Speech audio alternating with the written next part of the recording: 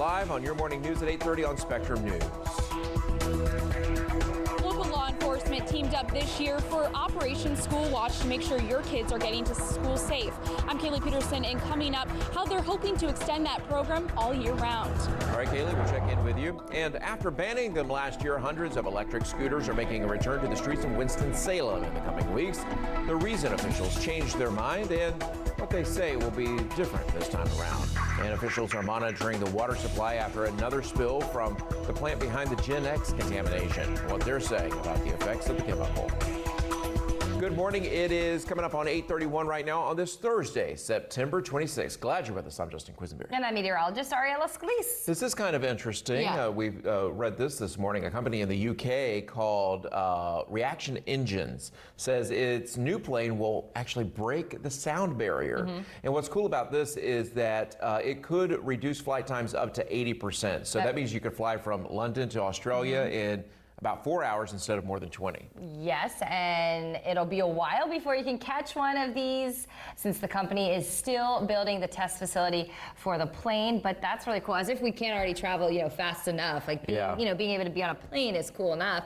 And then look at this, could cut the time. Yeah, but 20 hours, that's a long time. So yeah, it 20 still to 4. Is. I think, in the theme of flying and then space and astrology, Hannah, one of our viewers, she slid into my DM and she said she loves what we do. And she says that she could tell that you are on the cusp of Capricorn and Aquarius. I'm looking at your notes there, and I looked up some things, and I don't know, I kind of believe it because I think I scream Virgo, and people are all probably at so home what are the like, traits of Capricorn and Aquarius? Because I am right on the line there. Right, the one I saw, now I forget, but it was like friendly, intellectual, complex was one of them, sensitive was one of them. Do you think I'm complex? Yes. Do you think I'm sensitive? Well, I learned today that you're sensitive, and I feel bad now because I'm not always the nicest to you. And a quick trait of Virgo for you. Oh, very type A, I think. Like it's my way or the highway. People know when they meet a Virgo, they're like, you must be a Virgo. I'm like, that's not a compliment. Live look outside this morning. I'm just gonna let you keep going. Love to all my Virgos out there. I think we're ending Virgo season right now. Maybe today. I forget when it officially ends. But yeah, just some fun facts there about planes and space and astrology, all the good things. Back to the local weather forecast, which is what I was hired to do. Are you sure? I think so. Let me pull up my documents and see what it said in the fine I really print. question that. I know, sometimes I do too. We're looking at our visibility this morning, where we do still have very low visibility right now, actually 0 mile visibility in Burlington. I do expect that to continue to clear up as we go throughout the morning. But as I've been saying all morning, if you are traveling to Alamance County, heads up there for some of the dense fog. Yes, Justin is still laughing.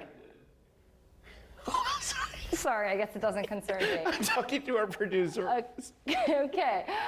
Muggy meter today up to slightly muggy. It's always this time of day that we get really wacky. So the normal 8:30 viewers, I swear, join us at 6 and 7. We are much more professional at that time. Slightly muggy today on the muggy meter. And as we go throughout the afternoon, hot weather on the way, 90. And then as we go through the evening, 80. And overnight, we're back into the lower 60s. When we'll have more on the 3-day forecast, Justin, that's coming up at 8:41. Okay, we'll check in then. It's 8:33 right now, and we are following some breaking news this morning. If you're heading out the door, you may want to hang on just a moment and hear about this.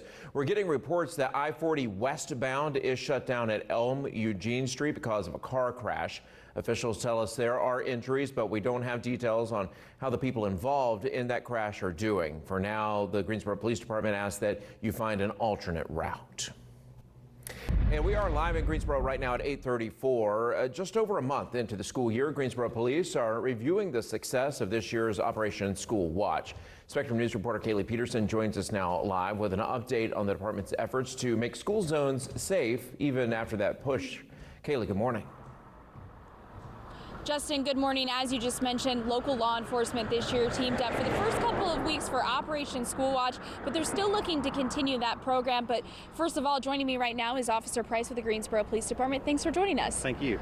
So give us a little reminder what exactly Operation School Watch is. Operation School Watch was a combined effort with the Greensboro Police Department, North Carolina Highway Patrol, Guilford County Sheriff's Office, and High Point Police throughout the county to focus in efforts around schools. And you really focus on those first 2 weeks. Looking back, how successful was this effort? Again, we just think it was a huge success, with the fact being that all students were able to get back and forth to school safely. And you mentioned to me earlier it wasn't exactly about, issuing those citations, but of course that comes with an operation like this. What were kind of the results? What were some of the numbers we were seeing with this operation? Absolutely. The citation was not the part of it. However, we did yield several citations involved in this first 2 weeks of school. One of the largest violations that we saw was speeding in a school zone. Nearly 300 citations were written for the first 2 weeks of school. And you don't want to just do this these first 2 weeks. Tell me how you guys plan to, continue this. Again, just a constant reminder. We're hoping to partner with, obviously, local media outlets to get the word out. School's still in session. Slow down, pay attention. But we're going to be focused in and around our school zones throughout the rest of the school year here in the city of Greensboro. So expect to see in most school zones, just about on any given day, an officer in that school zone. All right. Well, thank you so much for joining us. Justin, we'll head back to you in the studio with just a reminder for everyone to watch those school zones as you make your way around town in the mornings. It's so important, Kaylee. Thank you for that. It's 8:36 right now. After almost a year after the city of Winston-Salem banned scooters, they will make a comeback in a few weeks. The city partnered with 2 brands to bring in hundreds of scooters for people to use as transportation. The city spent the last several months creating an ordinance that outlines the rules for riders and companies. The police will now have some clear guidelines. They're not allowed on the sidewalks. They're not allowed after 9 o'clock. There's speed limits, and they have to obey traffic laws and all of that material. And so now we have guidelines and standards for people. Expectations are clear. If the first deployment goes well, the city will look into adding more scooters around the area.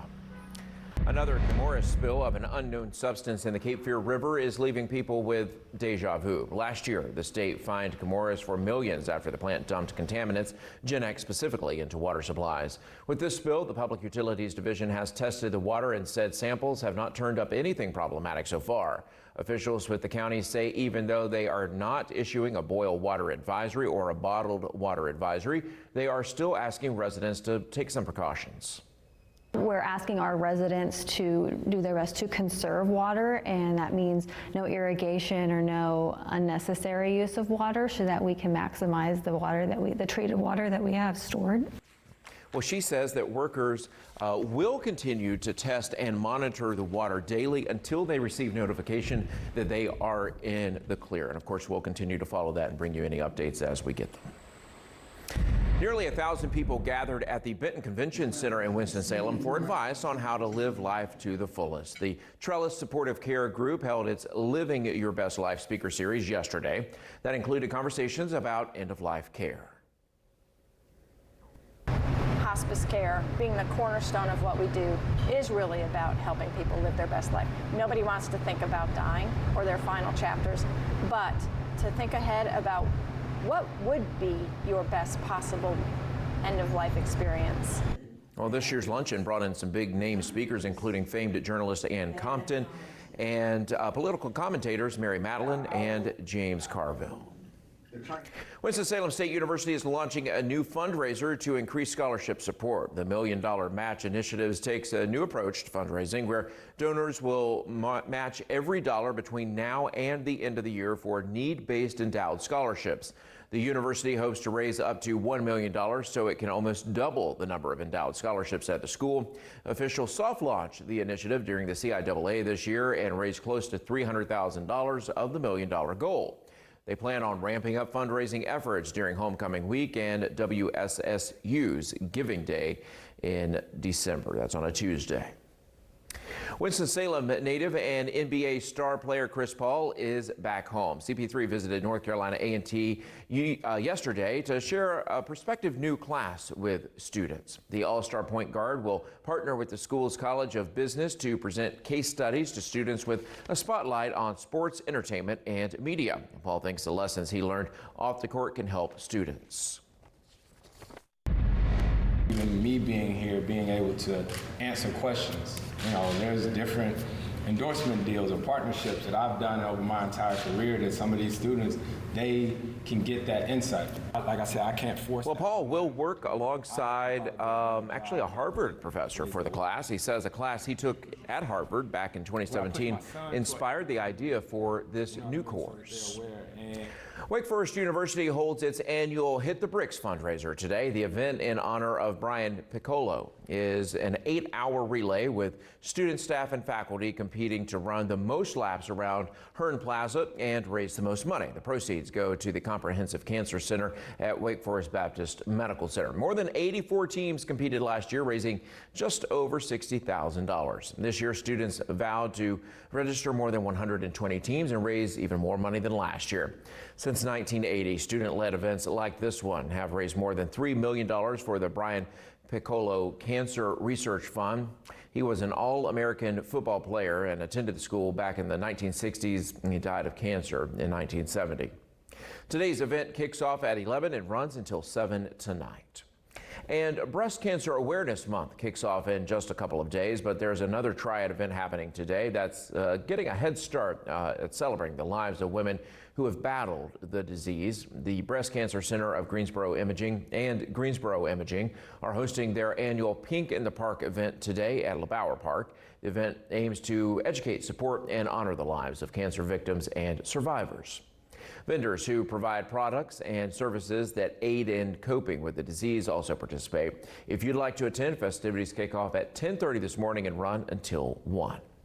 Time now is 8:41. We want to turn things back over to Ariella in the Weather Center for an idea of what we should expect as we head out the door this morning. Right, and I will get to the forecast. I do have an update on some Virgo information. Okay, let's hear it. Loyal, analytical, kind, hardworking, and practical. I agree with those. Yes. Weaknesses, shyness, worry. I do worry a lot. Yes. Listen to this. Likes, animals, healthy food, books, nature, and cleanliness. That all sounds like you. That's me to a T. It is. And it's Libra season now. I misspoke. I think Virgo ended on September 22nd. Okay. So we are in the clear now. Now we know. Right, so I may have gotten a C in planetary astronomy, but I think I'm getting an A in astrology. Big difference. Good for you. One's a lot easier. Hey, I made it. I made it to becoming a meteorologist somehow. Somehow they let me on TV. So I did notice that Kaylee, who's outside this morning, always gives me an idea of whether or not the forecast has played out. So in the haircast, we were kind of talking to her back and forth, and she's like, you know what? I spent 30 minutes on my hair, and it was absolutely pointless. I could have had 30 more minutes of sleep. And that makes me think it is a forget it for today. 1 out of 5, because we have high humidity and because it's hot here. Normally, this is a season of good hair days as we get into the drier season here with drier air, but not for today. 84 by 12, 89 at 3, 88 at 6 o'clock. A high today of 90, not only hot, but also a bit humid out there. You'll certainly feel the mugginess. We do have a slight chance for some rain as we head really throughout the evening. The day is dry, and then as we get through 6, 7 o'clock, maybe some light rain here or there. I know not too much to get excited about. It's definitely not going to make a dent in that 3.5-inch deficit that we have, but hey, some rain would certainly be nice. That being said, still run the sprinkler if that's what you do. Still water the plants and the flowers. Maybe you just got some mums, some potted plants for kind of the fall season. They're all going to need plenty of water the next couple of days because rain chances generally stay low. Sunday may be a better chance for some widely scattered showers. That's getting a little bit better here. Otherwise, it will just be really hot as we go through the next couple of days. We'll have a closer look at the 7-day forecast in less than 10 minutes. All right, we'll check in then. It is 8:43 right now. It's still ahead on your morning news. Students are meeting at the flagpole in our state. Why they are gathering there. And the world's oldest barber passes away in New York. Find out just how old he was and how much of his life he spent cutting hair. And as we head to break, this should be a live look. There we go. How about that? It's a nice start out there. It's a nice start out there over Greensboro this morning. We'll be right back.